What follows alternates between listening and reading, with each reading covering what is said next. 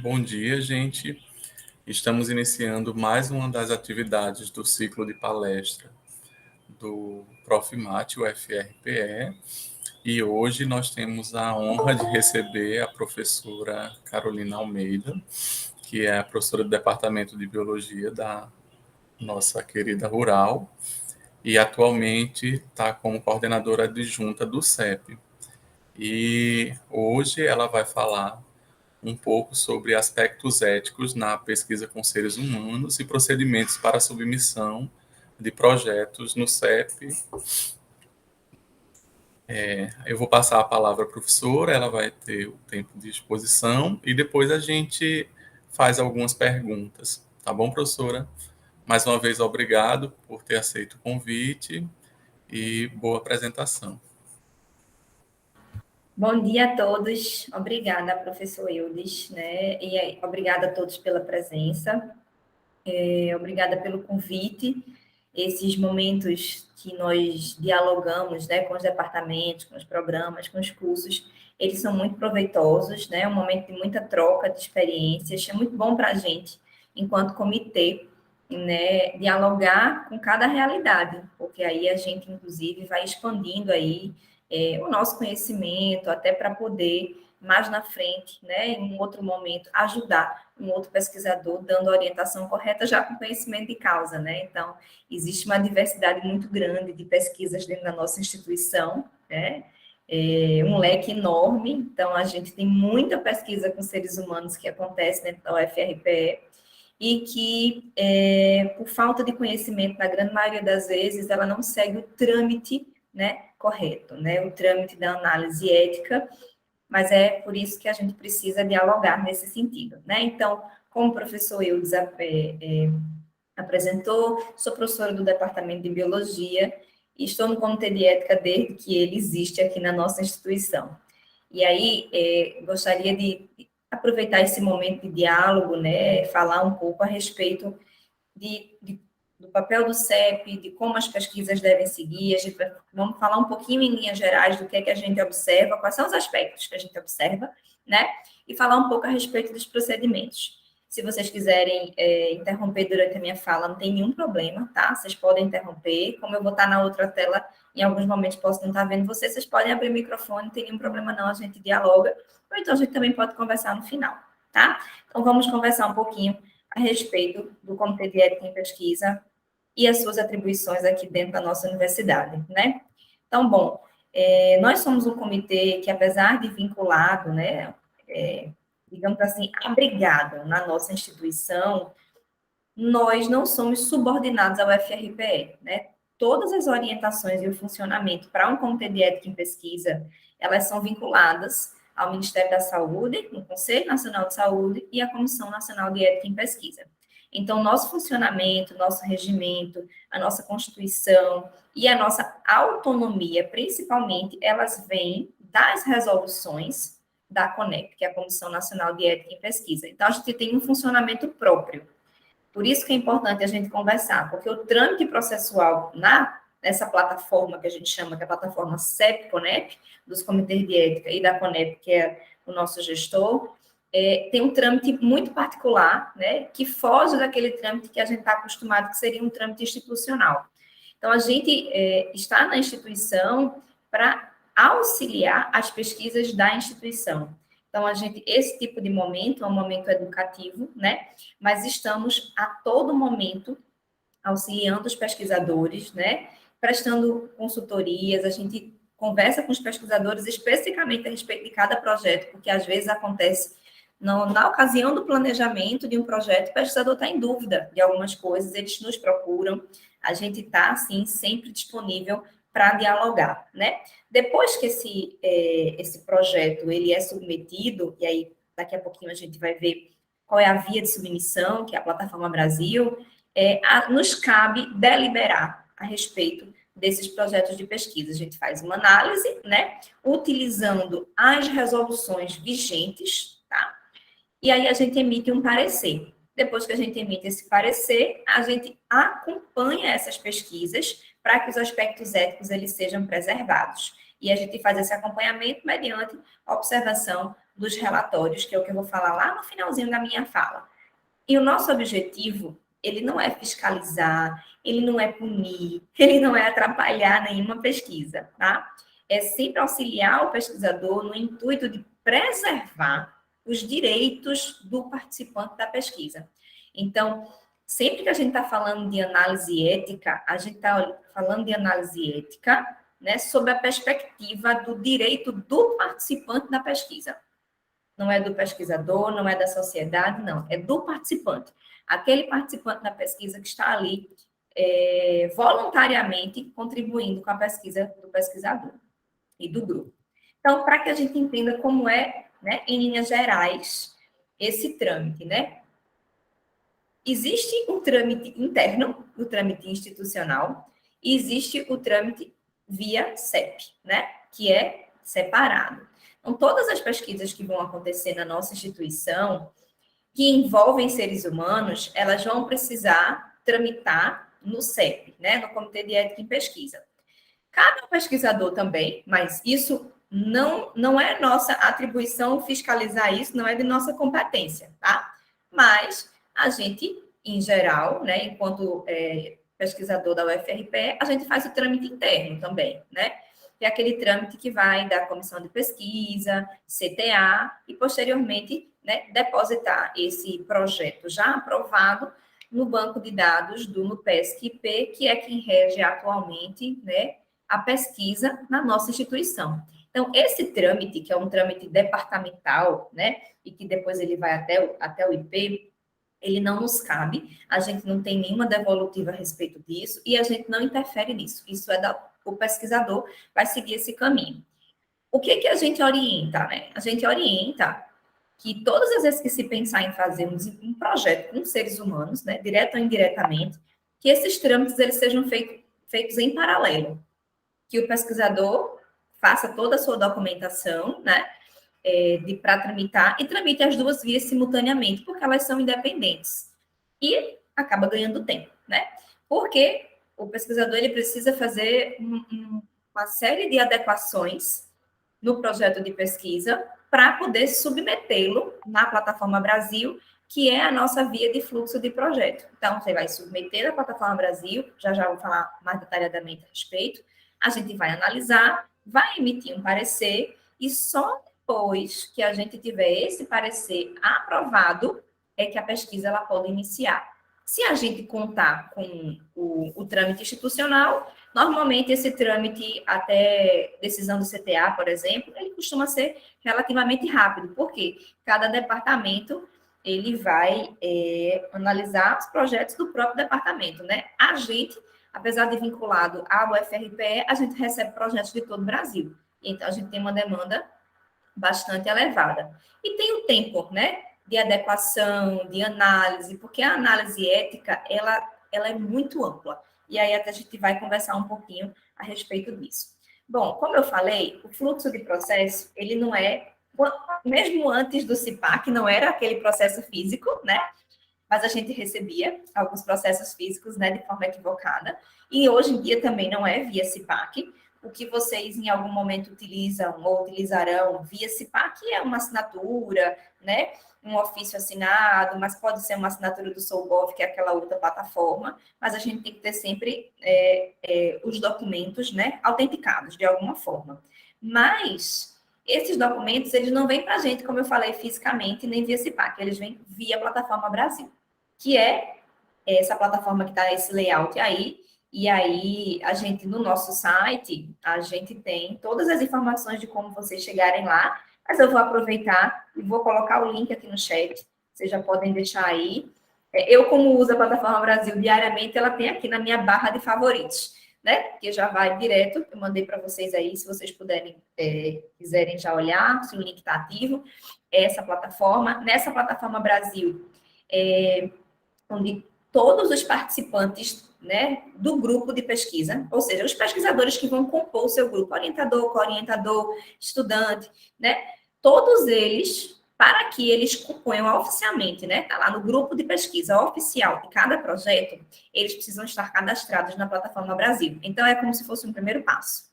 Então, é entrar na Plataforma Brasil e fazer seu cadastro. É um cadastro muito simples, né? Que vincula a instituição, sua titulação, faz o upload do currículo Lattes e coloca alguns documentos. Mas todo mundo precisa estar cadastrado, que no momento da submissão, o pesquisador ele vai precisar marcar lá, indicar quais são os CPFs, né, das pessoas. E aí você coloca o CPF, e se aquela pessoa ela não tiver um cadastro ativo, válido, obviamente, né, completo na Plataforma Brasil, ela não vai poder integrar aquela pesquisa. Então, já fica aí a dica para todo mundo dos grupos de pesquisa fazer o seu cadastro, se não já tiver na Plataforma Brasil. Lá na Plataforma Brasil, a gente encontra também toda a base legal, a gente encontra todas as resoluções. E aí, essas resoluções são específicas, né, na sua grande maioria, mas existem algumas que são gerais, e são aquelas que eu vou recomendar aqui. Então, a Plataforma Brasil, ela faz atualizações das resoluções, não tão rapidamente quanto as resoluções surgem. A gente tem conseguido manter o nosso site atualizado, então, no nosso site vocês vão encontrar também toda a base legal, mas aí a gente procura colocar toda a base legal de forma atualizada. Então, às vezes surgem instruções normativas, cartas circulares, ofícios, né, que trazem recomendações acerca de especificidades. Então, tudo isso vocês podem contar, né, parte delas na Plataforma Brasil, parte do nosso site, coloquei o link também há pouco no chat. O que eu vou destacar a respeito de resoluções? Qual a orientação padrão? Vou começar a fazer uma pesquisa com seres humanos, nunca fiz, não sei quais são as características. Eu vou destacar 2 resoluções principais, né? Para a realidade que eu imagino que seja a realidade de vocês, tá? A primeira resolução é a resolução 466 de 2012. Essa resolução, que está aqui está aí projetada na plataforma, porque está pequenininha, a 466, é a primeira resolução que está aqui, tem as normas regulamentadoras de pesquisa envolvendo seres humanos. Eu chamo essa resolução de guarda-chuva. Nela, a gente tem as generalidades, mas a gente consegue fazer link com algumas especificidades. Inclusive, a resolução, ela menciona algumas resoluções que são específicas. Então, os aspectos gerais das pesquisas com seres humanos, o entendimento geral da necessidade da análise, do que é um participante da pesquisa, e o que é um risco para um participante da pesquisa, né? Aquilo que eu preciso observar em relação às características éticas de uma pesquisa, a gente encontra na 466. Então, é como se fosse uma leitura mandatória, quando a gente vai pensar em fazer uma pesquisa com seres humanos. E por que eu recomendo e friso muito essa leitura? Porque o preenchimento da Plataforma Brasil e os nossos documentos, eles auxiliam tanto, porque a gente dá todos os caminhos e todos os detalhes para como o pesquisador preencher, que às vezes o pesquisador ele consegue preencher aquilo ali sem fazer a leitura da resolução, mas ele não faz o preenchimento adequado. Porque há um entendimento de algumas coisas que elas ficam muito mais fáceis, fluem mais facilmente, de fato, quando a gente tem a leitura da resolução. Então, eu indico muito fortemente a leitura da 466, que é uma resolução, veja, ela é de 2012, é a resolução que substituiu essa resolução de 96, que foi a primeira resolução. A primeira resolução de todas. Então, em 96, a gente já tinha normas regulamentadoras de pesquisas envolvendo seres humanos. Claro que, à época, as pesquisas eram basicamente de cunho natureza clínica. Hoje em dia, a gente tem a clareza de que a pesquisa com seres humanos ela é muito mais ampla do que a pesquisa apenas com finalidade clínica de saúde humana, né? Então, a gente tem a 466 como indicação e eu friso também a 510 de 2016. Essa resolução é uma resolução que se aplica mais.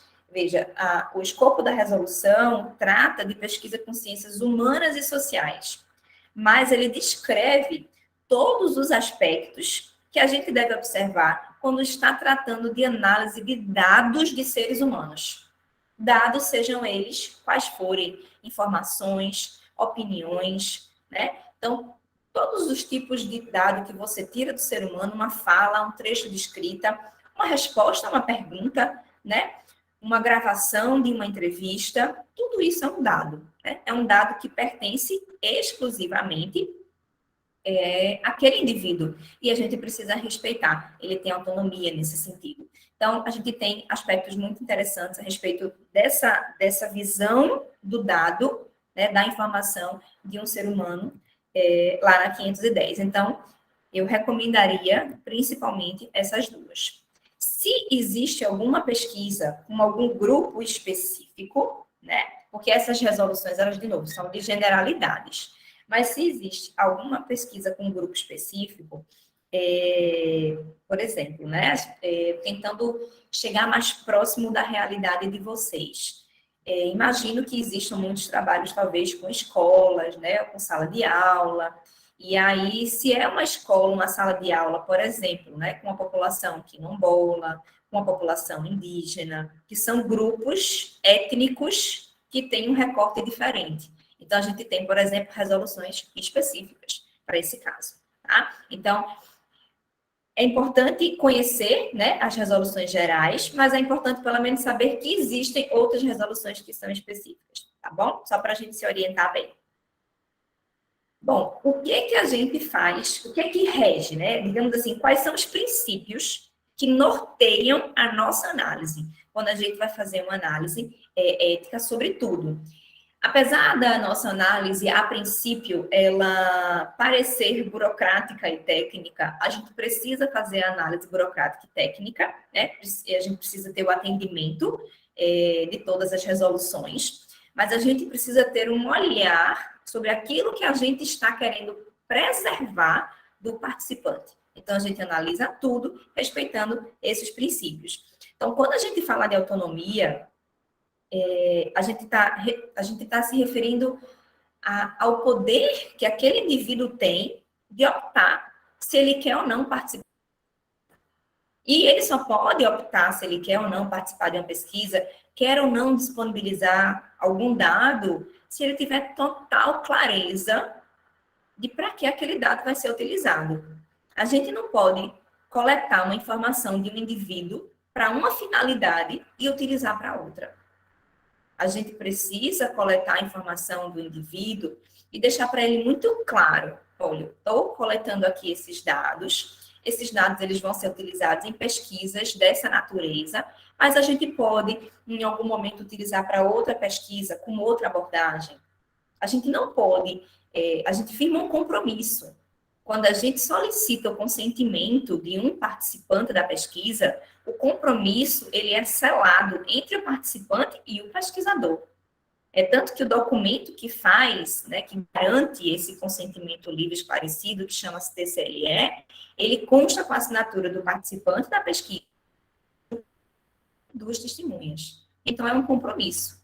Se daqui a um tempo o pesquisador muda de ideia e quer fazer um desdobramento muito diferente daquele que foi previsto, qualquer participante da pesquisa ele tem direito de reclamar isso junto ao pesquisador, junto a nós, enquanto comitê de ética. E vai nos caber notificar o pesquisador, porque ele precisa cumprir com aquilo que ele se comprometeu, né, com aquele participante. Então, no momento do consentimento, né, a gente precisa respeitar a vontade, o desejo do participante da pesquisa, mas a gente precisa esclarecer aquilo que vai ser feito.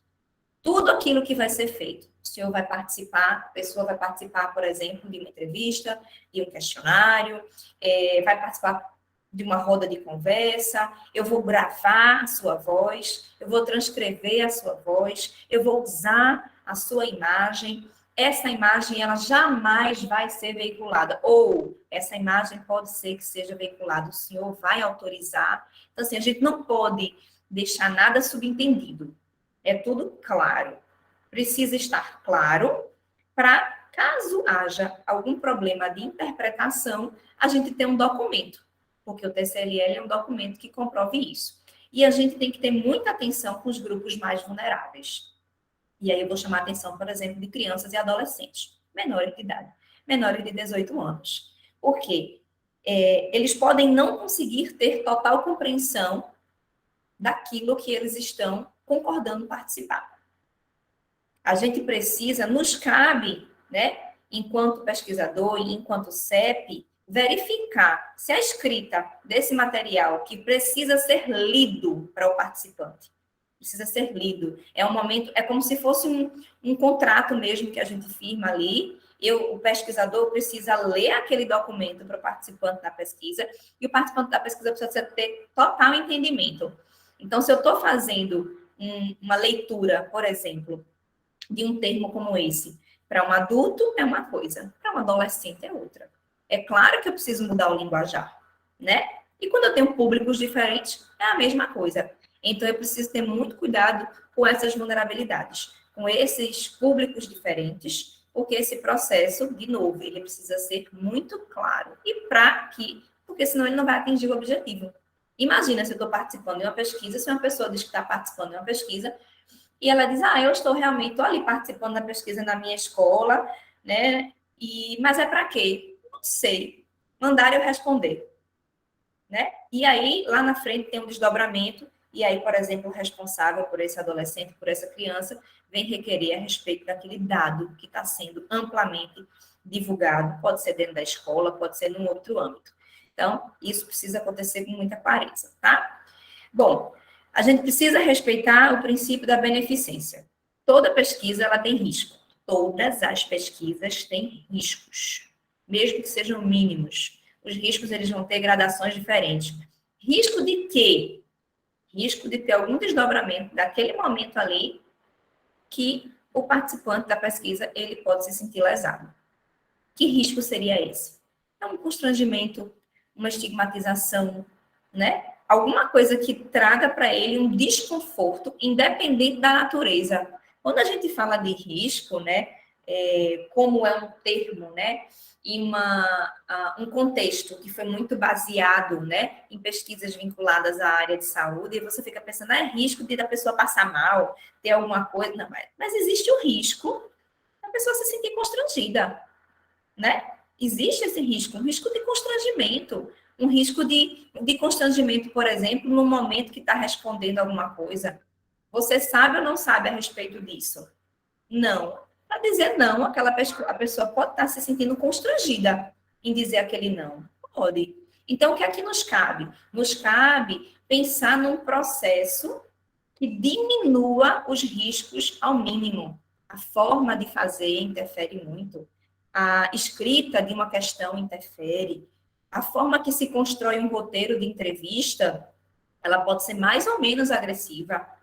Então, tudo isso precisa ser observado, porque a gente tem que minimizar ao máximo os riscos e a gente tem que maximizar os benefícios. Já que a gente está submetendo, né, indivíduos a uma situação de risco, o mínimo que a gente precisa fazer é devolver, né, na forma de benefício. Esse benefício, ele pode ser para o próprio participante, pode ser para aquele grupo, pode ser para a sociedade, pode ser para este momento ou pode ser para um momento futuro, mas ele precisa existir. A gente não pode fazer uma pesquisa que não tenha benefícios, certo? Se a gente estiver pensando ainda nessa questão das possibilidades, né, de a gente criar desdobramentos e ter algum risco, de ter alguma situação de fato que traga algum incômodo para aquela pessoa que está participando da pesquisa, a gente tem que tentar se comprometer, né, em como é que a gente vai evitar isso, né? Então, não é só o caso de minimizar o risco, é minimizar o dano também. Caso aconteça, que providências eu vou tomar? Isso cabe a quem? Cabe ao pesquisador. Essa responsabilidade de minimização de risco e providências que precisem ser tomadas, por exemplo, cabe ao pesquisador. Digamos que numa dada situação, a gente, como desdobramento de uma pesquisa, um estudante, por exemplo, ele pode participar aí de alguma atividade na escola, dentro de um contexto de um projeto de pesquisa, que gera um dado que pode chegar, por exemplo, a trazer algum problema familiar ou na própria escola para o estudante, né? Então, essas coisas, elas precisam ser minimizadas. A gente precisa extrapolar, né? A gente fica ali pensando em todos os possíveis desdobramentos, mais remotos possíveis que sejam, para que a gente consiga minimizar tudo isso. Porque a gente não quer, em momento nenhum, imagina, você está ali como voluntário para participar de uma pesquisa e você tem um dano, você sai no prejuízo, não é justo, né? O participante da pesquisa está ali para ajudar e não para ser prejudicado. Então, a gente precisa ficar muito atento a essas questões. Bom, quando existe qualquer delineamento de pesquisa, a gente precisa considerar a equidade de direitos, né? Então, às vezes, a gente tem pesquisas que vão trazer benefícios, né, locais, né, para alguma escola, para algum grupo, para alguma sala, para algum grupo mesmo, de uma forma mais ampla, e a gente precisa ficar muito atento para não ter nenhum viés na escolha dos sujeitos, por exemplo, né? Então, claro que cada pesquisa vai ter seus critérios de inclusão daqueles participantes da pesquisa, porque a gente, para atingir os nossos objetivos, a gente precisa atuar, né, especificamente com algum grupo. Mas a gente precisa ficar muito atento para a gente não excluir, sem nenhuma justificativa, nenhum grupo. Então, a gente pode, por exemplo, imagine que a gente está fazendo uma pesquisa dentro de uma sala de aula e que a gente tem ali estudantes, né, por exemplo, com alguma questão de aprendizagem, né, que seja um estudante que seja PCD, por exemplo.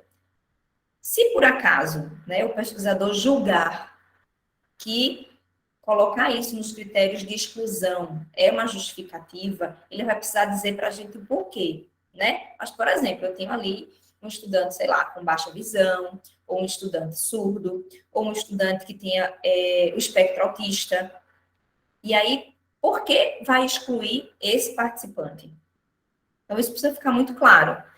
O nosso intuito vai ser sempre de tentar auxiliar o pesquisador a achar uma forma de incluir, para a gente ter, de fato, né, uma igualdade de direitos. Então, alguns aspectos a gente precisa pontuar, principalmente quando a gente está tratando de grupos que trazem vulnerabilidades. E aí, os vulneráveis são aqueles que a gente vai estar sempre mais atento para preservar os direitos, para de fato, para garantir a equidade. Claro, a gente não vai interferir na seleção do pesquisador, né? Mas, para tanto, os critérios, por exemplo, de exclusão e inclusão dos participantes da pesquisa e as estratégias de recrutamento, elas precisam estar muito bem definidas para que a gente tenha clareza do porquê que o pesquisador colocou aquilo daquela forma, né? Em cada situação. Bom, falando um pouquinho mais aprofundamento da 510 de 2016, como eu falei para vocês, lá a gente tem uma descrição maior a respeito de pesquisas que utilizam dados obtidos de participantes, sejam eles dados diretos ou indiretos, sejam eles sensíveis ou insensíveis, né? A gente chama de dados sensíveis, por exemplo, questões de identificação, né? Questões que podem trazer um constrangimento direto, como questões, por exemplo, de renda, questões de gênero, são dados que são mais sensíveis e a gente, na grande maioria dos casos, a gente vai orientar que isso não faça parte dos questionários ou roteiros de entrevista. Caso a pesquisa verse especificamente sobre isso, é claro, tem uma justificativa. Não nos cabe interferir, a gente só procura, de fato, orientar para que não se gere nenhum constrangimento adicional, né?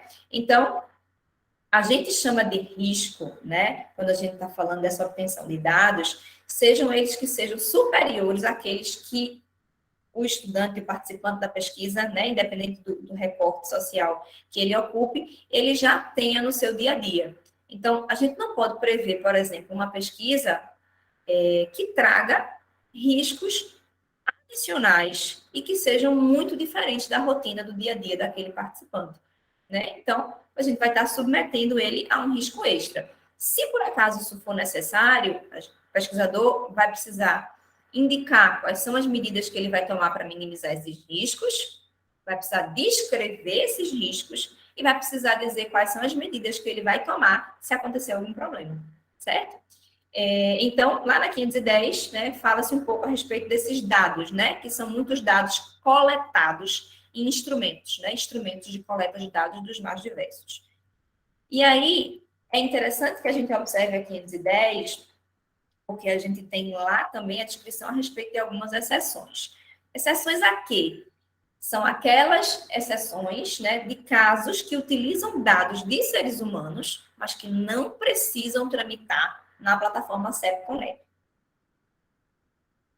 Que situações seriam essas? Revisões de literatura, informações de domínio público ou de opinião pública, que é uma informação de domínio público? É aquilo que está disponível, né? Aquilo que você vai dar um Google lá, fazer uma busca, uma ferramenta de busca no Google ou qualquer uma outra ferramenta, e você tem acesso àquela informação. Então, é uma informação de domínio público. Mas uma informação, por exemplo, que está num banco de dados da Secretaria de Educação, é uma informação de domínio público? Não. Só quem tem acesso são os funcionários da Secretaria de Educação.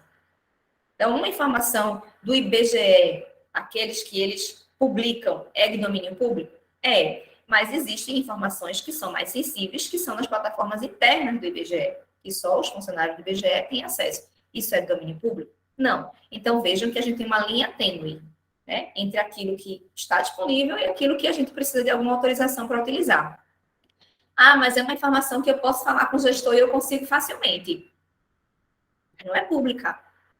Não é pública. E é de responsabilidade daquele gestor, né? O acesso àquelas informações é aquilo que vai ser feito com aquela informação. Então, precisa ter muito cuidado com isso. Pesquisas de opinião pública são aquelas pesquisas que a pessoa responde se quiser, né? E aí, quando eu falo de opinião pública, dentro da nossa universidade, eu sempre dou o exemplo da RU. A pesquisa de opinião pública tem dentro da RU, né? Qual o seu nível de satisfação? Hoje, você vai lá e aperta, né? É público, você responde se quiser. Você sabe que tem gente olhando. Você vai apertar ali no insatisfeito se você quiser, né? A pessoa está fazendo isso publicamente, está expondo sua opinião publicamente, mas ela sabe que é público. Então, uma pesquisa de opinião pública não precisa tramitar. E aí eu vou me desdobrar um pouco a respeito dessas pesquisas que são especificamente de objetivos de ensino. Por quê? Porque aí é que, às vezes, a gente tem alguma confusão a respeito, tá? Nós, docentes, costumamos fazer muito pesquisa com os nossos próprios alunos, né? Em sala de aula, na nossa turma no semestre, comparar as turmas, né? Então, tem muitos docentes que gostam de, por exemplo, fazer questionários, né? Aplicar questionários ou qualquer outro instrumento de coleta de dados acerca de conhecimentos anteriores, né? O que é que você traz de bagagem? Você vai fazer um questionário. No final da disciplina, você faz outro questionário. E aí você compara. Ou fazer comparações de metodologia, né? Qual é a melhor metodologia? Você gosta dessa, você não gosta dessa? Você tem afinidade com essa metodologia? Não tem? Bom, isso não precisa tramitar na plataforma CEP Connect, se e somente se tiver exclusivamente finalidade de melhoria da qualidade do ensino. Isso jamais pode se tornar uma pesquisa. E quando é que a gente diz que isso se torna uma pesquisa? Quando a gente pega esses dados e constrói um resumo de congresso. Quando a gente pega esses dados e constrói um projeto de TCC, um projeto de monografia, um projeto de ECA, de ESO, a depender do curso. Então, quando a gente tem dados que foram coletados, né, com finalidade de melhoria da qualidade do ensino, a gente utiliza esses dados, a gente docente, utiliza esses dados para melhorar a nossa própria turma, o nosso desempenho enquanto docente, ou até reavaliar as nossas metodologias. Se em algum momento o docente pesquisador, ele se dá conta que ele está coletando dados valiosos em termos de pesquisa, e ele quer transformar isso num projeto de pesquisa, ele precisa esquecer tudo que ele fez, tudo que ele coletou de dados, óbvio que ele vai guardar apenas a experiência. E daquele momento em diante, ele vai construir um projeto de pesquisa e todas as vezes que ele for aplicar aquele questionário para o estudante, ele vai ter que também pedir o consentimento daquele estudante, né? Mediante um termo de consentimento livre e esclarecido, esclarecendo para o estudante que ele vai participar de uma pesquisa. Não é uma pesquisa científica, não é mais uma simples resposta de questionário que a gente faz em qualquer turma, certo? Então, existe aí uma chave que às vezes vira na nossa cabeça muito rapidamente. Acho que a gente precisa ter cuidado em relação a isso, porque a pesquisa científica, ela tem uma característica que é publicidade. A gente não pode dar publicidade a nenhum dado de um indivíduo se ele não tiver autorizado. A gente precisa respeitar isso. E quando a gente coleta esses dados apenas para melhorar o ensino, o estudante ele está dando esse dado para quem? Para o docente, né? Para ele. Só o docente vai ter acesso a isso, ninguém mais. Mas, quando a gente transforma numa pesquisa, isso ganha uma publicidade que a gente não consegue calcular, tá? Então, a gente precisa ter bastante cuidado em relação a isso. Bom, esse é o nosso site, eu coloquei até o link aqui para vocês no chat. E aí vocês vão encontrar resoluções, vocês vão encontrar modelos, documentos, vocês vão encontrar os links, né, para todas as resoluções. Aí a gente costuma atualizar, todas as vezes que a gente tem uma nova resolução, uma carta circular, um ofício. Então, agora, por exemplo, durante o período de pandemia, um monte de coisas novas foram publicadas, né, para tratar de adequações. Então, a gente foi sempre atualizando. E lá, vocês também encontram os modelos dos nossos documentos, certo?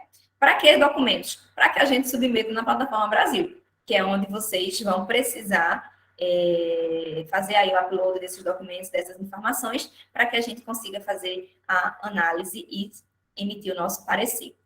Esses documentos, eles, quando estão lá na plataforma Brasil, eles só caracterizam um projeto, né, ativo na plataforma Brasil, quando eles estão completos. Submissões parciais, elas não são submissões válidas. Então, muitos pesquisadores, eles submetem, né, e aí, de novo, vou chamar a atenção da ausência de leitura das resoluções, submetem documentos parcialmente, submetem alguns documentos, não submetem todos, ou submetem documentos que não estão corretos, que não estão assinados, que não tem os aspectos que a gente precisa analisar. E aí isso passa por uma etapa de validação documental, quando se submete. E a nossa secretaria, que é uma secretaria treinada dentro da plataforma Brasil, né? É uma secretária que só faz isso, é de uso exclusivo do Comitê de Ética, ela não se envolve com nenhuma outra demanda. Então, ela vai fazer uma análise de cada documento daquele, uma análise técnica, ela não vai fazer uma análise ética, tá? Ela vai olhar tecnicamente se aquele documento ele foi bem instruído. Se aquele documento não foi bem instruído, ela vai colocar aquele documento na pendência, ela vai dizer para o pesquisador, adeque, a assinatura não está legível, está faltando preencher tal campo, certo? Aí, essas submissões parciais, elas causam, talvez, para o pesquisador um sentimento de morosidade no trâmite, né? Porque ele já começou a fazer aquilo. Mas, para a gente, o projeto ele só é válido quando todos os documentos obrigatórios estão lá. Aí, sim, o nosso tempo, né, o nosso reloginho de análise, porque a gente precisa cumprir os prazos na análise dos projetos de vocês, ele começa a contar. E aí, eu destaco a norma operacional 001 de 2013, que é uma norma com informações gerais do processo de submissão, tá? Então, é uma boa leitura. A norma operacional tem uma leitura bem fluida, ela não traz muitos aspectos éticos, essa questão daquilo que a gente observa, mas é uma norma que, de novo, né, ela traz aspectos operacionais. Então, é muito útil na hora de construir aí o conjunto de documentos. E aí, como lembrete, não deixar PDFs protegidos, tá? Porque a gente precisa recortar trechos que vocês colocam nos documentos para poder construir o parecer consubstanciado. Lá no nosso site, vocês encontram os procedimentos, né, para isso, e a lista de documentos obrigatórios, que é o que eu estou colocando aqui no final. Nessa lista de documentos obrigatórios, a gente tem o que a gente chama de checklist resumido e o nosso checklist detalhado. A gente vai conversar um pouquinho, né, a respeito desses documentos, que estão no nosso site, ó, todos os links dos documentos estão aí. Vocês vão clicar no link, vocês vão ver que tem um modelo e vocês vão preencher os campos de acordo com as pesquisas de vocês. Não é obrigatório, vocês podem construir os documentos da forma que vocês quiserem, desde que eles tenham todos os campos que são pertinentes à nossa análise. Que documentos são esses, né? Então, esse documento que eu estou projetando, ele está disponível no nosso site. Esse é o checklist resumido, porque a gente vai conversar um pouquinho a respeito de cada um desses documentos. Mas também no nosso site tem um detalhamento de cada um desses documentos, caso vocês tenham alguma dúvida, tá? Bom, a folha de rosto é como se fosse um comprovante de submissão. É como se fosse ali a identidade do projeto. Vai ter o nome da equipe, do pesquisador, qual é a área temática, o título do projeto, e ela precisa vir assinada pelo pesquisador, assinada e datada, né? Pelo pesquisador e pelo responsável pela instituição. E tem também que marcar o patrocinador principal. E aí eu vou fazer duas observações. Uma delas é em relação ao patrocinador principal. Se a pesquisa não tem financiamento, mas ela vai acontecer no âmbito da universidade, o patrocinador principal é a universidade. Porque, segundo a norma operacional 001, que eu acabei de citar, Patrocinador principal é toda aquela entidade pública ou privada que oferece infraestrutura, recursos humanos, internet, instalações, né, para o desenvolvimento da pesquisa. O patrocinador principal ele não precisa entrar na prática, né, com nenhum recurso financeiro, com nenhuma cifra. Ele pode estar entrando com todo o suporte. Então, muitas vezes, nas pesquisas que não têm financiamento, o pesquisador preenche lá, não se aplica, né? Porque ele acha que não tem financiamento, ele bota não se aplica. Aí, é um dos motivos de pendência bastante frequente. Claro, existem pesquisas que não acontecem no âmbito da universidade. Então, de fato, se não tiver nenhum financiamento, aí, de fato, não se aplica. Em relação à assinatura, aí eu vou chamar a atenção da folha de rosto e a mesma observação para a carta de anuência. Quem é que responde pela universidade na folha de rosto? Depende de onde a pesquisa está inserida. Se a pesquisa está inserida no contexto de graduação, de pós, ou de departamento, ou de mais de um departamento ao mesmo tempo. Se ela está inserida no âmbito da graduação, envolve apenas alunos de graduação, o coordenador de curso de graduação ou seu substituto eventual. É o mesmo raciocínio para pós-graduação, e se a gente tiver uma pesquisa que vai acontecer num departamento que tem mais de um curso ou que mais de um âmbito, o diretor do departamento, se for uma coisa com vários departamentos no âmbito da graduação, compete a PREG, no âmbito da pós, a PRPG. Então, o raciocínio ele vai ser de acordo com a esfera onde o projeto está inserido, certo? Em último caso, se for uma pesquisa na universidade inteira, a própria reitoria, tá? Em relação à carta de anuência, a carta de anuência é uma concordância, né? Em utilização das instalações onde aquela pesquisa vai ser inserida. Então, quais são as instalações? Onde eu posso, por exemplo, ser do departamento de matemática, mas estar fazendo uma pesquisa com estudantes da computação. Então, quem vai assinar a minha folha de rosto, já estou envolvendo 2 departamentos, né? Aí vai depender do âmbito. Aí eu já sugeriria PRPG, por exemplo, porque vai estar envolvendo estudantes, né, pesquisadores de 2 departamentos. Mas quem vai ter que dar a anuência dessa pesquisa é onde a pesquisa vai acontecer, tá? Então, onde a pesquisa vai acontecer, tem que ter a anuência. Se eu sair da esfera institucional e for para fora, se eu tenho uma escola, o diretor da escola tem que dar a anuência. Se eu tenho várias escolas, pode ser a gestão desse grupo de escolas, a depender da zona, né? Se for dentro da cidade. Se eu tiver, sei lá, na cidade inteira, aí eu vou subindo de nível, vou para a Secretaria de Educação, tá? Então, depende de onde a pesquisa for inserida, aí a carta de anuência, ela reflete a questão é como se fosse uma concordância com a realização daquela pesquisa naquele espaço, certo? Currículo Lattes de todo mundo, né? O ideal é que faça-se uma atualização, porque em alguns casos, a gente faz o exame do currículo Lattes para tirar alguma dúvida a respeito de alguma etapa do projeto de pesquisa, principalmente quando a gente vê alguma coisa assim diferente, né? Que foge, às vezes a gente pode estar vendo uma pesquisa que tem alguma etapa muito diferente, aí a gente vai olhar se tem alguém ali na equipe que tem expertise naquela etapa para poder auxiliar. Então, recomenda-se a atualização dos currículos. Aí, no tópico 4, são os termos de consentimento. Os termos de consentimento têm que respeitar tudo aquilo que a gente conversou a respeito de consentimento esclarecido, né? Então, tem que trazer informações a respeito da pesquisa, especificamente a respeito para que a pesquisa existe, qual o objetivo dessa pesquisa, né? Quais são os métodos, as etapas que aquelas pessoas vão participar, o que é que elas vão fazer, né? O senhor vai participar, né? Cada estudante vai participar respondendo tal coisa, participando disso e disso. Não vai levar tanto tempo. Tem que deixar muito claro que a pessoa pode desistir a qualquer momento, sem nenhum prejuízo. A identificação do pesquisador precisa estar lá. O telefone de contato do pesquisador, do comitê de ética e o endereço precisam estar lá.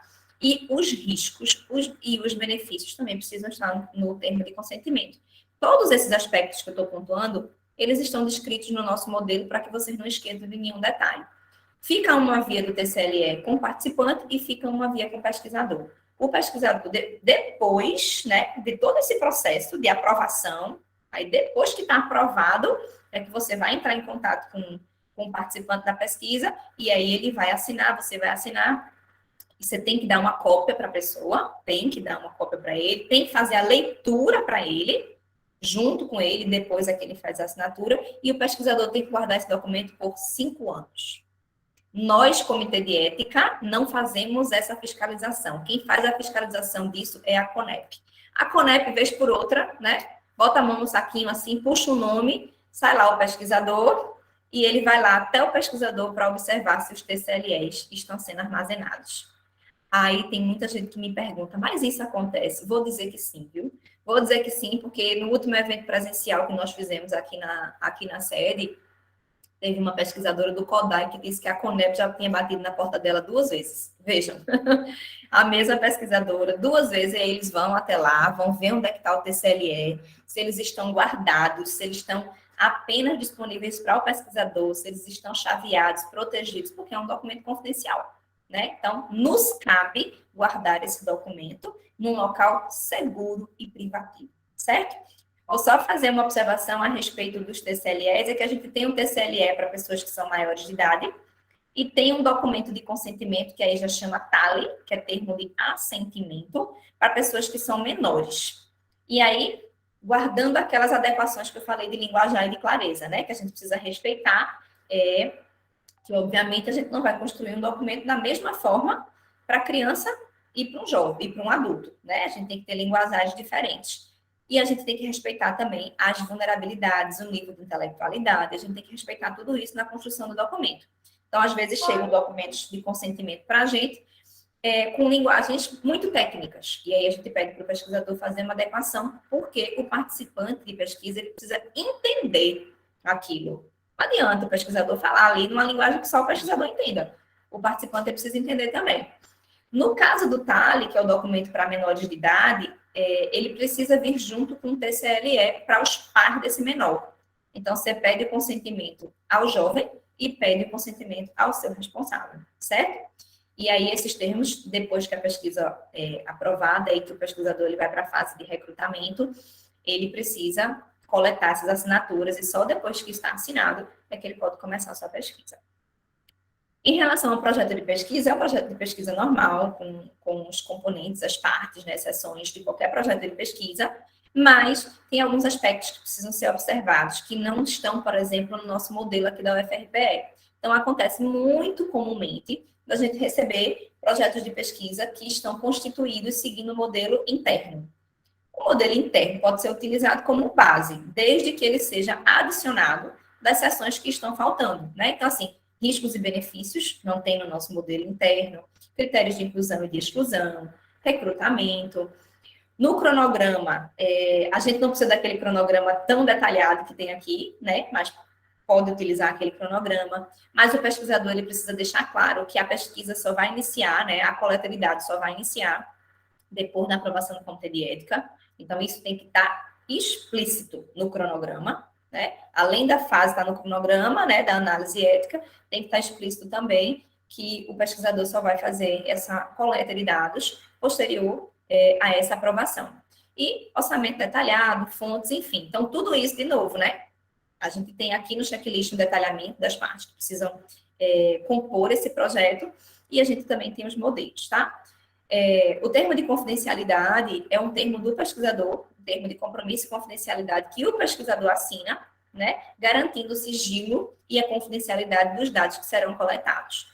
O pesquisador, assim, assume esse compromisso junto ao Comitê de Ética, mas ele assume por todo o grupo, tá? Então, todos os dados que, se por acaso, né, eles forem veiculados com membros da equipe de pesquisa, todos eles, se tiverem dados de seres humanos, eles precisam ser tratados da forma mais sigilosa possível, né? Então, assim, não é adequado levar dados para casa, andar com dados de seres humanos, por exemplo, no transporte público. Aí você vai dizer, você foi para a escola, voltou, deixa o dado na universidade, trabalha com ele aqui, não leva para casa. Claro que no momento de coleta, às vezes tem alguma coisa física, né? Tudo bem, mas assim, o ideal é transportar ele o mínimo possível, para manter ele nas dependências da universidade, né, e sob a guarda do pesquisador responsável, porque é o pesquisador responsável que assume o compromisso de confidencialidade. E a responsabilidade, ela é do pesquisador responsável.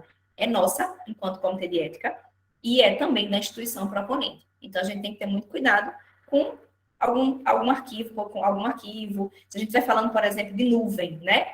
Com respostas de formulários. Então, tudo isso, quando o pesquisador ele vai planejar e ele vai avaliar a questão dos riscos, vazamento de dados, por exemplo, de hackeamento de redes, tudo isso tem que estar previsto, né? E quais são as estratégias que o pesquisador ele vai utilizar para minimizar esse risco, né? Que a nuvem tem senha, que o antivírus do computador está atualizado, né? Que ele que ele tem, sei lá, ele usa um HD externo, que esse documento ele fica no computador pessoal com senha. Então, assim, tem alguns cuidados que a gente precisa observar. O que eu estou chamando a atenção aqui é que é um compromisso que é firmado, mas que não é só o pesquisador responsável que tem acesso aos dados, na grande maioria das vezes, né? É um grupo, mas aí o compromisso, ele é assumido pelo pesquisador. Por último, quando a gente utiliza, por exemplo, dados de pesquisas que foram coletadas anteriormente, se essa pesquisa, ela precisa ter se gerou um banco de dados, né? Às vezes você tem compartilhamento de banco de dados com pesquisadores diferentes. Se por acaso você tem interesse, né, sei lá, conversou com um colega do departamento, do programa de pós-graduação, e tem dados interessantes que poderiam ser, por exemplo, confrontados com dados atuais, né, fazer um contraponto, fazer uma análise aí de evolução, se houve uma mudança, não. Para utilizar esses dados, eles precisam ter sido coletados seguindo, né, as normas vigentes, precisa ter uma aprovação de um comitê de ética, e esse pesquisador, que ele é tutor desse banco de dados, ele precisa emitir uma declaração de autorização de uso de dados. Ele vai dizer, né, vou colocar, a Ana Carolina Soares Almeida, declaro que obtive o banco de dados mediante o projeto de pesquisa tal, sob o número de aprovação tal, e vou compartilhar o banco de dados com o pesquisador fulano de tal, para tal projeto de pesquisa, mas ele só pode utilizar esses dados mediante aprovação no comitê de ética com o novo projeto. Então, você precisa ter esse documento junto dos outros documentos que você vai anexar para poder utilizar um banco de dados que já exista, né? Que não seja você que vai coletar. Bom, como é que é o trâmite, né? Como é que isso funciona? Esse é o fluxograma da análise, né? Da análise ética. Como eu falei para vocês, a submissão do projeto ela é feita na plataforma Brasil e ela passa por uma etapa inicial, né? De validação documental. Quando o pesquisador ele submete, em até 10 dias ele vai ter uma resposta. Ele vai ter uma resposta de validação documental, que quem faz é a nossa secretaria. Nessa primeira resposta, a secretaria vai dizer para o pesquisador o que está adequado e o que está inadequado. Se tiver tudo adequado, né, em termos técnicos, isso vai passar para a relatoria. Né? Se não tiver nenhuma pendência, isso passa para a relatoria. A relatoria vai fazer um refinamento de análise técnica e vai fazer a análise ética. Se tem uma pendência, a nossa secretária vai dar a orientação, né? Adicionar tal documento, adicionar tal assinatura, né? E vai fazer a indicação a respeito disso. Isso volta para o pesquisador, ele tem até 30 dias para dar essa resposta e depois ele submete de novo. Depois que ele submeter, se tiver tudo ok, tudo bem. Se não tiver ok, volta de novo. E às vezes acontece, viu? Dessa etapa de validação documental, ela ser uma barreira por algum motivo. Bom, quando isso chega para a relatoria, aí essa relatoria ela é feita por algum dos membros do Comitê de Ética, que, mediante exigências da CONEP, somos todos com experiência comprovada em pesquisa e ativos na pesquisa, para que sejamos relatores de pesquisas científicas. Somos um grupo heterogêneo, né, com equidade de gênero e dentro das grandes áreas das ciências, para que a gente tenha um mínimo de afinidade, né, no entendimento das mais diversas pesquisas. Então, a secretaria faz uma distribuição dos projetos de pesquisa, guardando essas similaridades e afinidades, né? Então, vai fazer a submissão de um projeto, por exemplo, das ciências exatas para alguém que seja das ciências exatas, das ciências biológicas para as ciências biológicas. Claro que a gente não vai conhecer todas as possibilidades de pesquisa que existem, né? Mas a gente tem alguma afinidade no entendimento. Essa relatoria, ela precisa emitir um parecer em até 30 dias. Então, às vezes, vai ser com 28 dias, 27 dias, 25 dias, e às vezes vai ser com 35 dias. É possível. Por quê? Porque a gente tem um calendário de reuniões que ele é fixo. Ele já é marcado, publicado e consta lá no nosso site. Então, por exemplo, se eu quiser saber quando é que o meu projeto vai passar numa reunião, olha lá qual é a data de validação documental que foi aprovado. Então, sei lá, validou um projeto hoje, dia 20. Aí eu boto mais 30 dias. 20 de junho. Qual é a reunião mais próxima do dia 20 de junho? Se é um pouquinho antes do dia 20 ou se é um pouquinho depois. Se for muito antes do dia 20, pode ser que o seu projeto fique para o outro mês. Então, tem como ter uma ideia do que é que vai entrar em pauta em cada reunião. É só observar o nosso calendário, que também é público, está lá no nosso site. Quando a gente faz essa análise, a gente faz a análise, de novo, técnica, mas a gente faz a análise dos aspectos éticos. E a gente apresenta esse projeto para o nosso colegiado. Cada um de nós relatou, quando a gente relata, né, a gente relata, mas a gente expõe o nosso relato para o grupo. E esse grupo vai debater sobre todos esses aspectos de cada projeto. O grupo, na grande maioria das vezes, segue o parecer do relator, mas a gente conversa, às vezes a gente muda uma forma de um parecer, a gente coloca mais informações. Então, esse projeto ele é amplamente discutido. Então, assim, não é um parecer de um relator, de fato é um parecer de um grupo inteiro. E é um parecer colegiado, e é um parecer consubstanciado. Todas as pendências que a gente aponta, ou inadequações que a gente aponta num projeto, elas vão marcadas com a resolução que prevê aquela informação. Para quê? Para que o pesquisador, obviamente, saiba onde ele vai buscar um esclarecimento a respeito disso, e até para que ele entenda que a gente não está apontando nenhuma inadequação ao acaso. Então, se o projeto ele fica numa pendência, é a mesma coisa. O pesquisador tem 30 dias, e quando ele responde essas pendências, e ele submete de novo isso na plataforma Brasil, isso não passa mais por uma reunião colegiada, né? Porque a reunião colegiada que discutiu já aconteceu. Então, esse retorno de pendências, ele passa ad referendum do colegiado. Quem faz essa aprovação desse retorno de pendências, isso vai para o relator, ele analisa se as pendências foram concluídas e nós, da coordenação, fazemos a homologação desse parecer. Então, o retorno de pendência, ele pode ser mais rápido ou não, né? Se é um projeto, mas também não extrapola os 30 dias. Se é um projeto que tinha poucas pendências e que o atendimento foi fácil, muito provavelmente ele vai ser liberado rapidamente. Mas se é um projeto que tinha muitas pendências, basicamente o relator vai ter que reanalisar o projeto. E aí isso pode levar aí os 30 dias. Se nessa ocasião, né, da reunião do colegiado, o projeto for aprovado, aí o parecer é emitido, aí o pesquisador ele pode iniciar a sua pesquisa, certo? Quando é que o projeto não é aprovado, né? Basicamente, a única situação é quando o projeto ele já está em andamento. Projetos que já estão em andamento, eles são reprovados de cara, porque a gente não pode analisar e discorrer a respeito de nada que já tenha acontecido. Que a gente não pode nem dar nenhuma orientação, porque já passou, né? Aí o projeto é não aprovado. Em todas essas situações, os recursos eles são cabíveis e aí vai a depender do pesquisador se ele vai querer, né, ou não isso. Bom, aprovado, o pesquisador inicia a pesquisa. Se em algum momento ele quiser fazer alguma mudança ou estender o prazo, ele pode solicitar uma emenda ou uma extensão. As emendas ou extensões, né, são solicitações de pequenas mudanças, inclusão de um grupo, adicionar um outro instrumento de coleta de dados, adicionar uma escola, fazer uma mudança aí ou gerar um outro questionário porque aquele não foi bem construído, enfim, que o pesquisador acha que não está atendendo, pequenas mudanças. Grandes mudanças, elas caracterizam novos projetos, aí seriam novas submissões.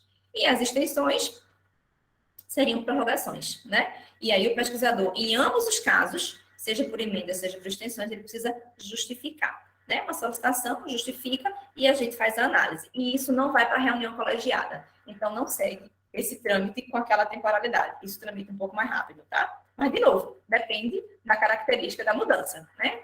A gente tem, para relatar, 30 dias para liberar isso para o pesquisador.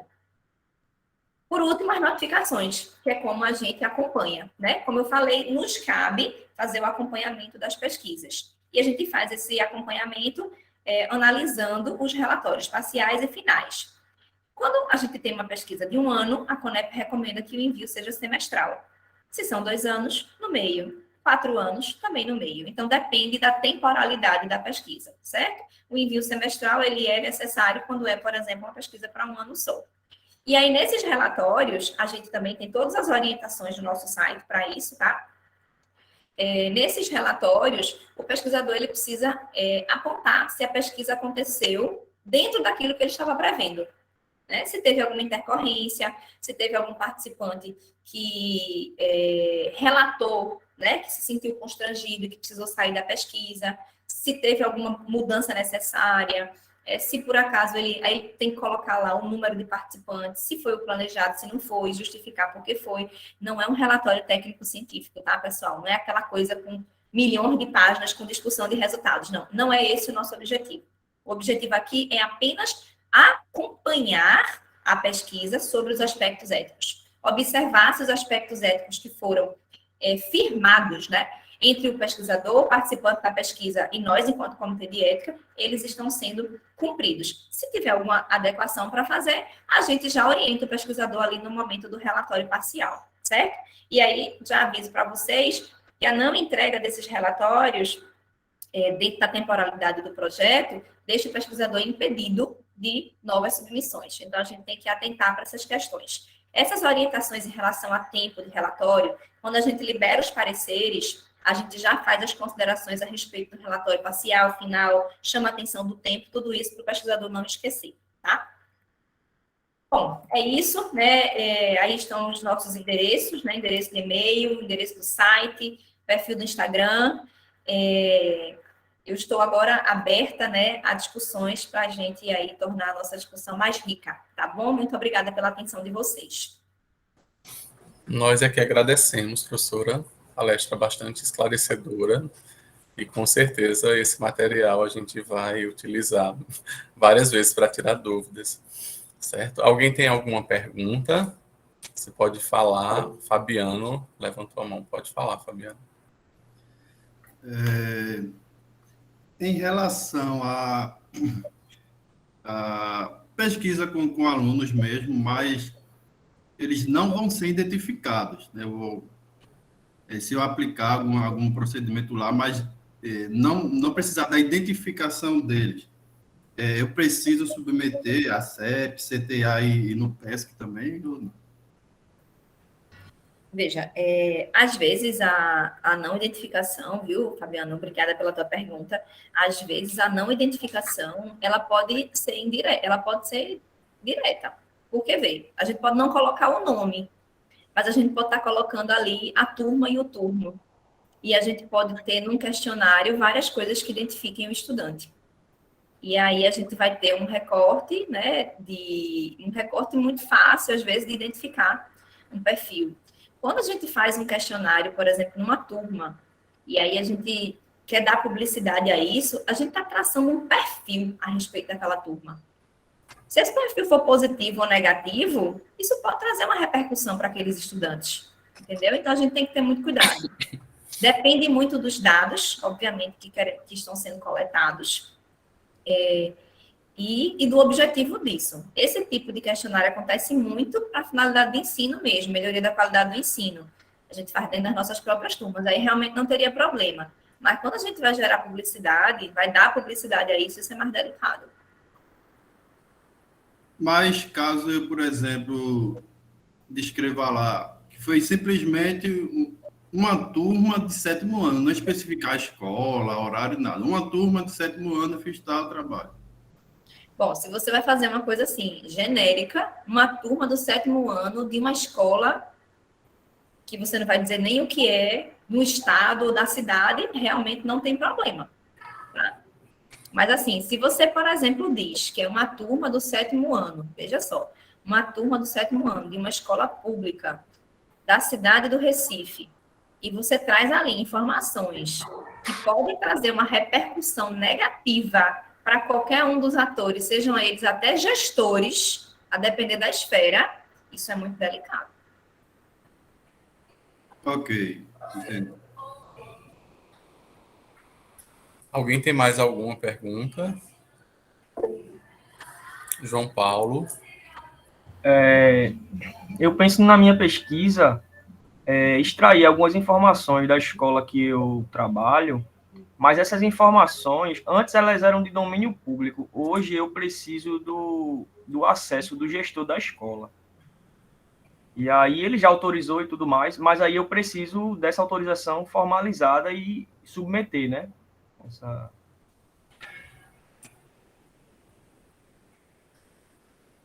Nesse caso, sim, João Paulo, né? Assim, na maioria das vezes, acontece muito de a gente receber situações assim, de nos passarem a seguinte situação.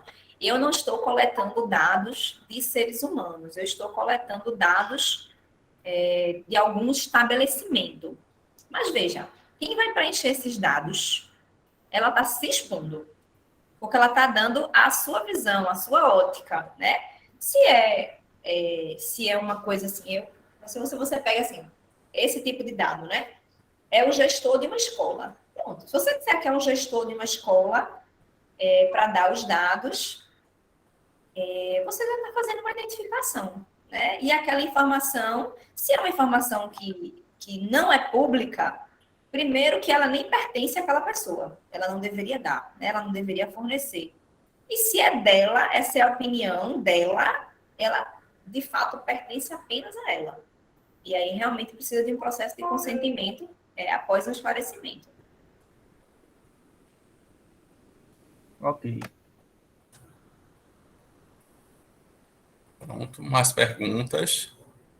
O professor Severino.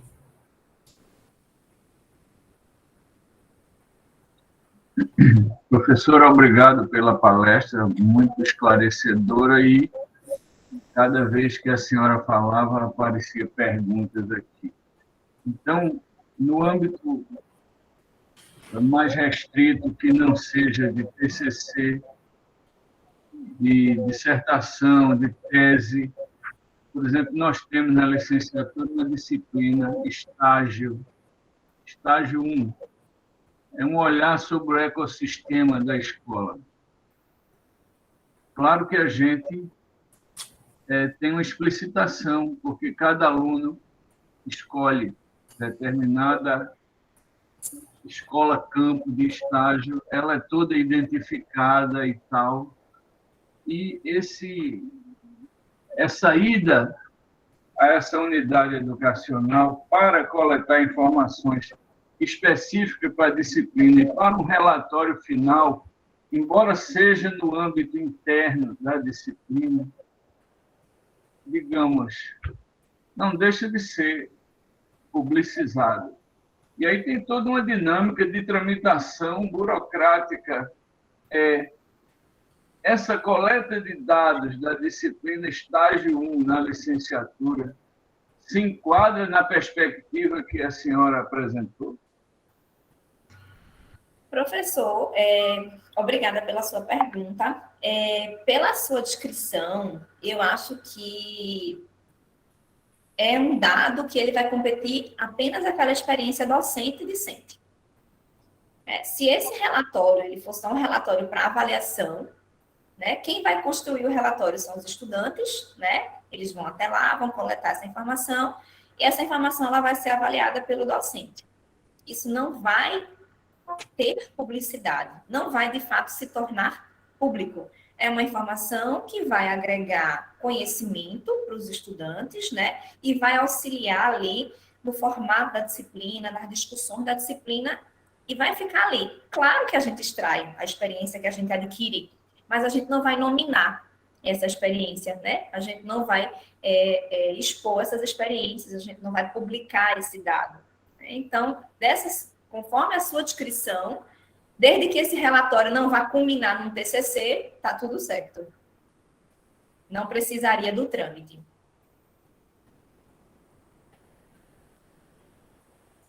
Ok. Obrigado. Nada, professor, eu que agradeço. Levantou a mão de novo, professor.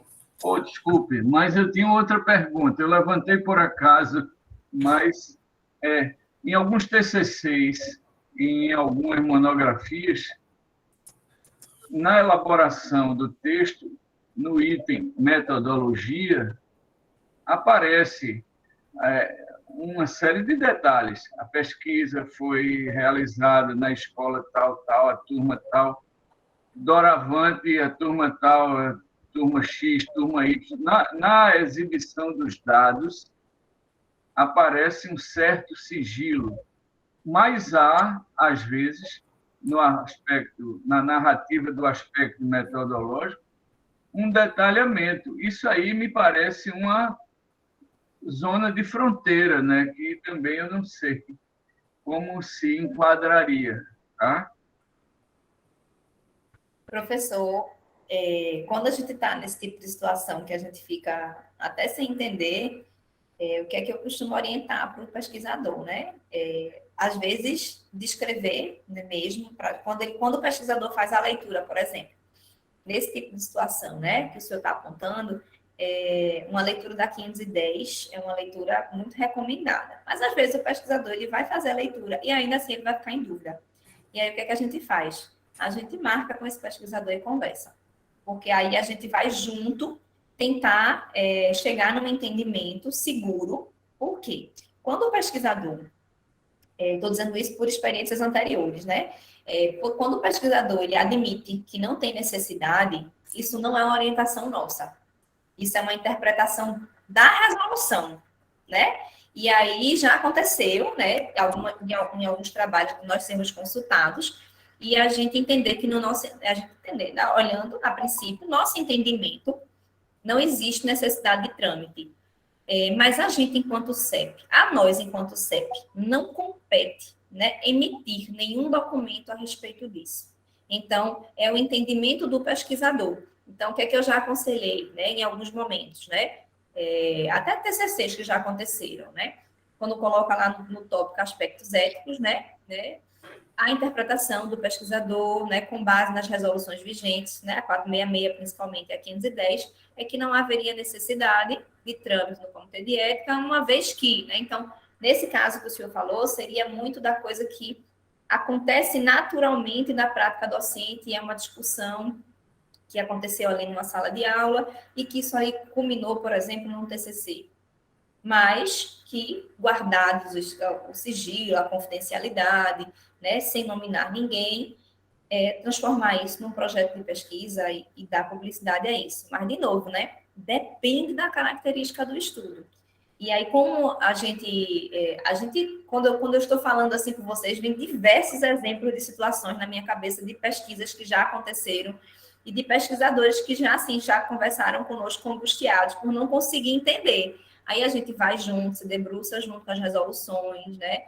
Cada nova experiência, né, para a gente é bem importante, porque a gente começa a tentar entender quando a gente consegue aplicar algumas resoluções. Mas existem algumas situações que a gente, enquanto CEP, a gente diz, olha, a resolução, às vezes, ela não vai conseguir abrigar tudo. Ela não vai conseguir atingir tudo. Então, na dúvida, é melhor que seja submetida e analisada.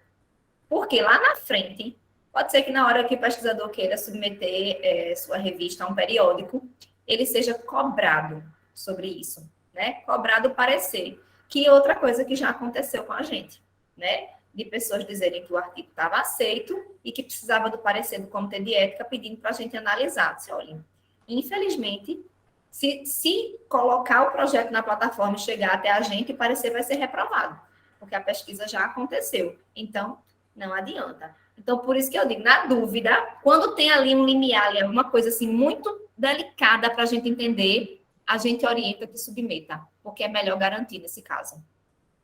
Ok, obrigado. Nada, professor. Tem mais perguntas, gente? Eu tenho umas duas aqui. A primeira você tinha falado que quando a gente estiver fazendo cadastro na plataforma Brasil, para colocar, tem pessoas que não vão estar com o CPF atualizado, e aí isso impediria o início, né, da tramitação. Mas o CPF é só dos pesquisadores envolvidos ou também das pessoas que vão ser entrevistadas? Não, o cadastro na plataforma Brasil, professor, ele é da equipe de pesquisa, do grupo. Então, todo mundo tem que estar com o cadastro vigente lá, né? Então, assim, é só o grupo. Mesmo que então, o que é que a gente pede, né? Que atualizem os currículos, né? e mantenham seus cadastros atualizados, porque na hora porque o CPF, assim, se não tiver atualizado, o CPF não vai dar problema não, entendeu? O que vai acontecer é que não vai estar atualizado. E se a gente for buscar, por exemplo, a gente não vai ver que bate. Então, veja uma situação. Às vezes pode ter lá um estudante de doutorado, ou seja, se é um estudante de doutorado, ele já é um pesquisador, né? E ele está com o currículo lá que ele está cursando a graduação. Entendeu? Então, assim, precisa de um mínimo de atualização, só isso. Mas se não tiver atualizado, não vai dar problema. O que é que vai dar problema? É se a pessoa não tiver o cadastro. Porque na hora que o pesquisador principal, que é o pesquisador que vai se responsabilizar pela submissão, ele for fazer a inclusão, ele vai botar o CPF lá e vai dizer que o cadastro não existe. Aí ele não vai conseguir incluir aquela pessoa na pesquisa. Entendi. Sobre quando a gente costuma fazer pesquisa muito em escolas da educação básica, né? Onde a maioria dos estudantes não tem 18 anos ainda. Precisa de uma autorização prévia dos pais para esses estudantes participarem da pesquisa? A autorização, nesse caso, professor, ela é concomitante, né? No momento que for entrevistar um estudante ou for pedir o consentimento, aí vai ficar claro que assim, vai ser a dinâmica de cada pesquisador e de cada pesquisa. O ideal é que essa pesquisa ela seja apresentada para o responsável pelo menor, né, ou vulnerável, ao mesmo tempo. Assim, ao mesmo tempo, temporalmente, não precisa ser exatamente no mesmo momento, não. Mas, assim, na mesma época, né, vou coletar ali todas as assinaturas e os consentimentos dos menores, né, que é a aplicação do TALI, que é o termo de assentimento livre esclarecido, e solicitar também que os pais ou responsáveis por esses menores compareçam ao local ou o próprio pesquisador vai até o responsável para fazer a coleta disso.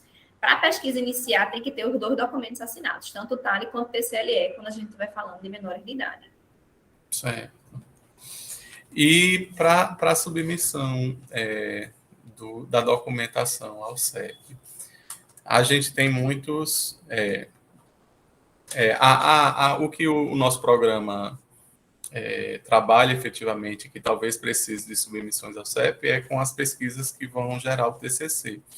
O estudante de mestrado, ele pode fazer essa submissão ou necessariamente tem que ser o orientador? Veja, o que é que existe nas resoluções? Que o estudante de graduação, por não ser um pesquisador, ele não pode fazer a submissão. Entende-se que, desde que graduado e já dito pesquisador, ele já pode se responsabilizar pela sua pesquisa. Então, um estudante de mestrado pode fazê-lo e um estudante de doutorado também pode fazê-lo. Existem situações em que não é o interesse do pesquisador fazer isso, porque às vezes é um projeto maior, que tem vários estudantes, né, vários projetos dentro, e aí o próprio pesquisador principal, né, o orientador, né, o coordenador do grupo de pesquisa, ele prefere fazer isso. Não tem nenhum problema, certo? O que não vai competir ali é o estudante de graduação. De resto, não há nenhum impedimento. Ok, muito obrigado. Alguém tem mais alguma pergunta? Ô, professora, eu gostaria de fazer uma pergunta em relação, por exemplo, a resultados. Se a gente for trabalhar com estudantes do fundamental, resultados de testes, para a gente fazer uma análise desses resultados, a necessidade de consentimento? Se o senhor for publicar, professor, obrigada pela pergunta. Se for publicar... Seu áudio, Oswaldo. Desativei aqui, tá bom? Qualquer coisa você liga novamente. Eu estou dizendo, professor, não sei se é porque deu um ruído, né? Bom, obrigada pela sua pergunta. A análise do teste, se ela for feita a análise do teste para dar uma devolutiva para a turma ou para o próprio pesquisador, de novo, né? Se o benefício ele for gerado e ele for aplicado e disposto apenas para aquela turma, não tem nenhum problema, né? Se for dar publicidade aos dados, aí precisa do consentimento, sim. Ok, Oswaldo. Esclareceu. A professora Ok, professor, satisfeito com a resposta. Obrigado. Aqui a professora Tassiana está com a mão levantada. Na verdade, sou eu Clécius. Oi, professor Clécius. Tudo bom? Tudo Ô, bem. Ana, bom dia. Veja, eu estou na coordenação da licenciatura em matemática e eu tenho uma dúvida no seguinte. Suponha que a gente passe alguns questionários nas turmas de primeiro período, inclusive que seja aplicado também em cursos diferentes da matemática, porque a gente está identificando muita dificuldade dos alunos em relação aos assuntos do ensino médio. Então, a minha pergunta seria, se a gente passa um questionário para identificar as dificuldades dos alunos quanto aos assuntos do ensino médio, a gente poderia, não tem ideia nenhuma de publicar em nenhum trabalho, mas possivelmente apresentar, por exemplo, ao departamento de matemática e dizer, olha, 50% dos alunos mostraram dificuldade no assunto de logarítmicos. E a minha pergunta é se, nesse caso, a gente precisa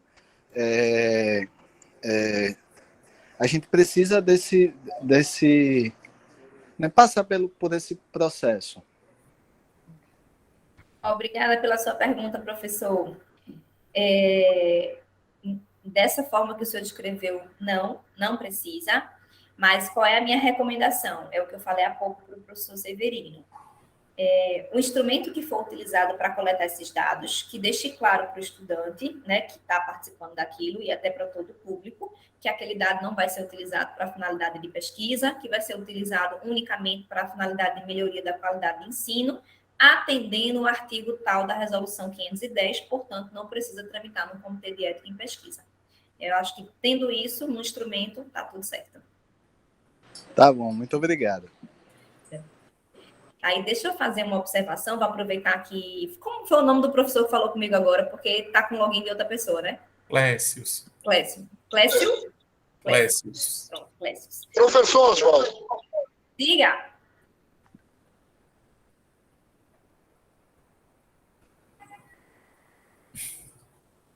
Não, ele só pensou que estava perguntando o nome dele. Certo, tudo bem. Então, usando como exemplo aí o que o Clécio falou, né, de questionário, de levar isso para frente, a gente recebe, né, muita coisa, né, hoje em dia, né, no WhatsApp, por e-mail, e aí, vez por outra, eu recebo questionários, forms do Google, desse jeito, instruídos desse jeito, né, assim, perguntando, né, recentemente eu recebi um questionário do meu próprio departamento, perguntando um monte de coisa, e o tópico do nome, inclusive, estava lá como preenchimento obrigatório. Veja, né, era uma atividade de uma disciplina que os estudantes tiveram a ideia de transformar isso num formulário eletrônico. Mas ele pedia o nome, pedia a área, perguntava a respeito de atualizações de práticas pedagógicas, se nós docentes utilizávamos redes sociais, se tínhamos sites, se isso, quais eram, pediam link, frequência, tempo de uso, veja quantas coisas, quantas informações que são apenas nossas, né, minhas, estavam sendo pedidas, solicitadas assim, num formulário. Quando eu vi o formulário circulando, que circulou justamente num grupo de gestores com todos os professores do departamento, eu disse, por favor, né? Eu li o cabeçalho, não tinha nada, eu disse, por favor, quem colocou apague, porque o questionário, ele não foi feito dentro dos preceitos éticos. Precisaria de uma análise ética anterior, e ali eu já conseguia visualizar muitos problemas. E aí isso já gera uma discussão, né? Aí o pessoal, mas Carol, não pode? Eu digo, não, desse jeito não, né? Se a gente mudar algumas coisas aí nesse instrumento de coleta de dados, pedir as autorizações cabíveis e informar aquelas pessoas ali que estão sendo solicitadas que estejam em preenchimento, pode ser que sim, mas dessa forma não. Então vejam como a gente tem que ter cuidado. Agora, a docente responsável pela disciplina entrou em contato comigo dizendo eu não pedi em momento nenhum para que os alunos fizessem, foi iniciativa deles. Eu entendo, mas isso é desinformação, né? Por isso que esses momentos de diálogo, né, eles são muito importantes. Tem muitas coisas que elas podem ser feitas, né? Mas tem outras coisas que elas precisam apenas ser modificadas ou analisadas e a gente fazer algum tipo de orientação para o pesquisador para que certas pesquisas, elas de fato comecem a rodar. Então, assim, acho que nenhuma pesquisa ela deve deixar de acontecer por causa disso.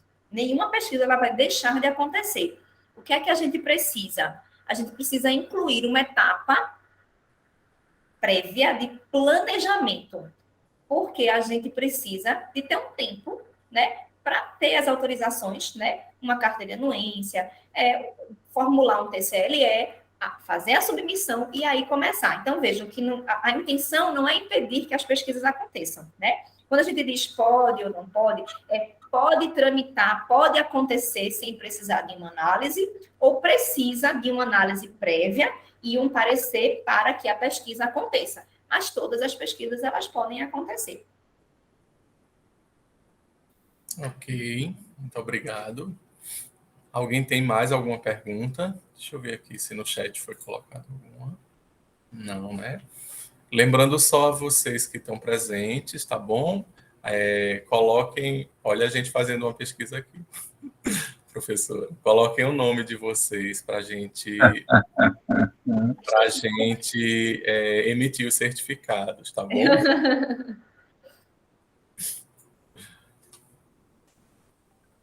Alguém tem mais alguma pergunta? Então, eu gostaria de agradecer novamente a professora Ana. Se possível, vocês abram aí os microfones para uma salva de palmas, tá bom? Foi uma palestra enriquecedora.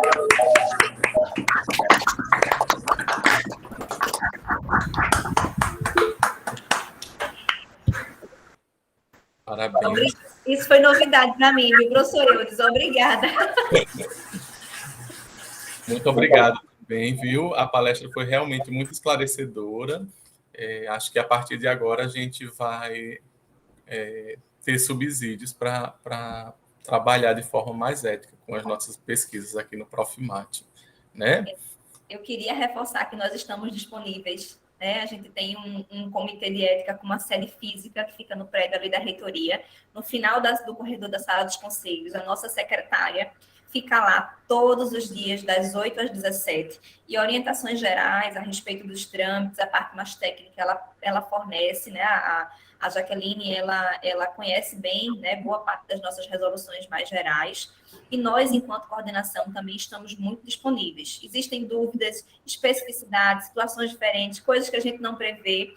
E aí a gente se dispõe a estudar junto com o pesquisador, porque a gente também não sabe de tudo, né? Então, a gente precisa se apropriar das situações e aí achar junto aí a melhor solução, o melhor caminho para seguir. Eu agradeço muito a participação de vocês também e a atenção, tá? Obrigado. Obrigado, professor. Pronto, gente. Boa tarde a todos. Boa tarde, praticamente, né? E até mais.